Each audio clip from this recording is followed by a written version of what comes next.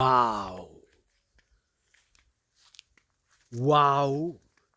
Fait partie du jingle, du début du jingle dans la plupart des vidéos de la Godet Cirque Company. Et waouh! Comprend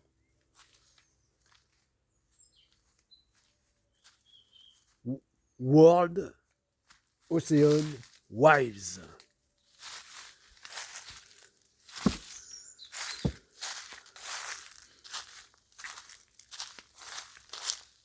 Elle a fini par tomber depuis une éternité que ce chantier de construction de ce petit voilier océanique a commencé, c'est-à-dire depuis 20 ans. Eh bien, il a fini par tomber. Je l'avais préinstallé, préposé ici,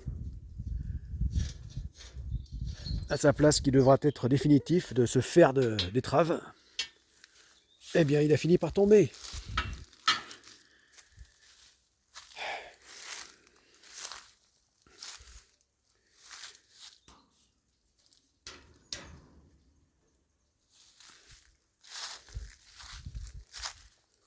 Et tu finiras par être construit. Godet Cirque On.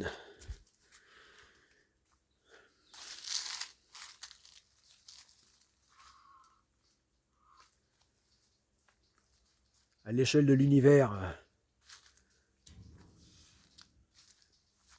cosmique, l'échelle du temps n'est rien. Alors, à cette question,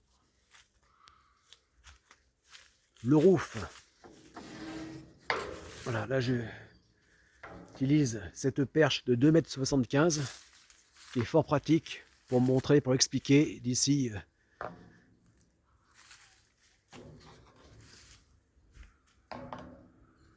ce que je montre. Bon, alors, voilà donc ce roof de poste de barre intérieur de timonerie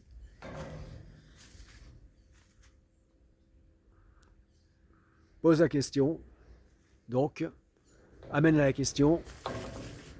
Bon, donc il est bien au milieu de la longueur de coque, mais plutôt doit-il plutôt être installé vers l'avant ou plutôt vers l'arrière? Enfin, milieu avant ou milieu arrière?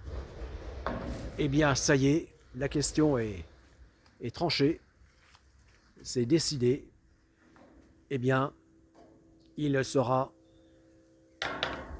définitivement posé milieu à arrière. Voilà, milieu plutôt vers l'arrière. Voilà. Donc, pour deux raisons principales, hein, eh bien, c'est qu'à cette position-là, eh bien, c'est cette option qui pose moins de problèmes par rapport à la modification de structure de pont, enfin plus précisément là du roof principal,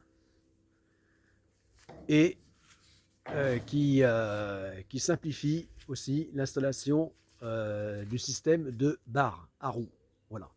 Tant pour la barre à roues intérieure, qui sera ici, que pour la barre à roues extérieure, qui sera là.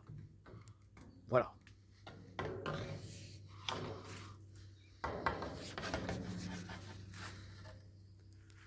Voilà.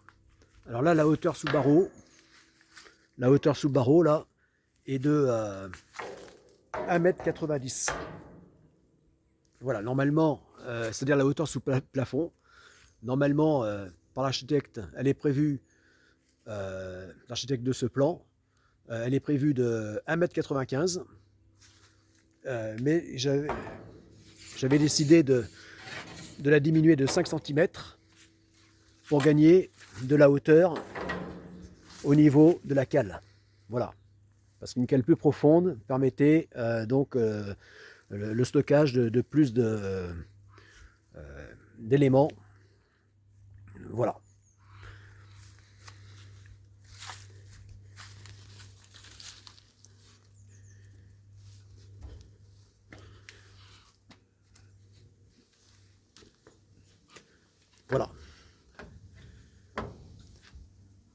Voilà, c'est-à-dire que là, il y a déjà 1,95 m ici. Non, 1,90 m. Normalement, c'est 1,95 m. Voilà. Voilà. Et là, normalement, ici, 2 mètres. Et voilà. Mais là, 1,95 m. Mais cette hauteur que j'ai, que je perds, ces 5 cm que j'ai perdu en ayant augmenté la profondeur de cale, eh bien, je la récupère largement avec ce roof, où là, la hauteur est carrément portée jusqu'à tout en haut, 2,70 m. Voilà.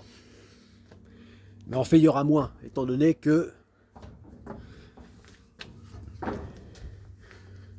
voilà, là c'est la barre qui se trouvera ici, là, et le barreur à ma place. Voilà, avec une vue imprenable autour. Voilà. Et la hauteur sera plutôt autour de 2,30 m, étant donné qu'ici, il y aura un faux plafond de manière à créer un espace de mousse, voilà, de volume d'insubmersibilité de plus, donc qui permettra au Agua de Sarcon d'être insubmersible. Voilà. Et donc là, je vais j'ouvrirai donc des hublots tout autour. Voilà, de façon à avoir une vue panoramique au poste de barre. Voilà. Et ici, eh bien, découper donc l'écoutille principale qui là, dans ce choix, va devenir une véritable porte. Voilà, découpé comme ça. Là, voilà.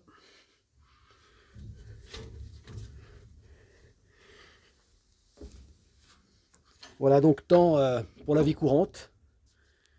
Ici, dans l'espace de vie, et bien déjà par ce roof proéminent, le roof principal. Donc il y a une vue à 360 degrés.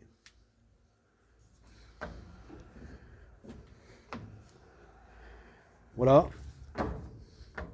Plus, même chose, mais plus en hauteur encore pour le poste de barre.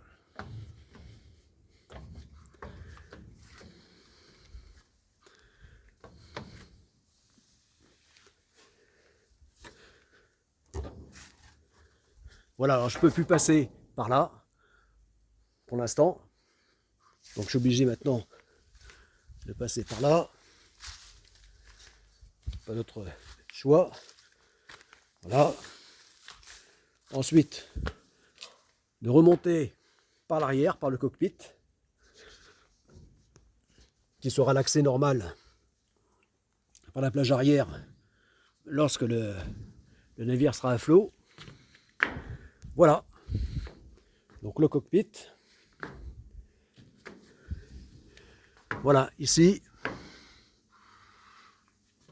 Voilà, donc le roof, enfin le roof principal et le roof additionnel de timonerie. Voilà. Alors l'inconvénient dans ce choix de le reculer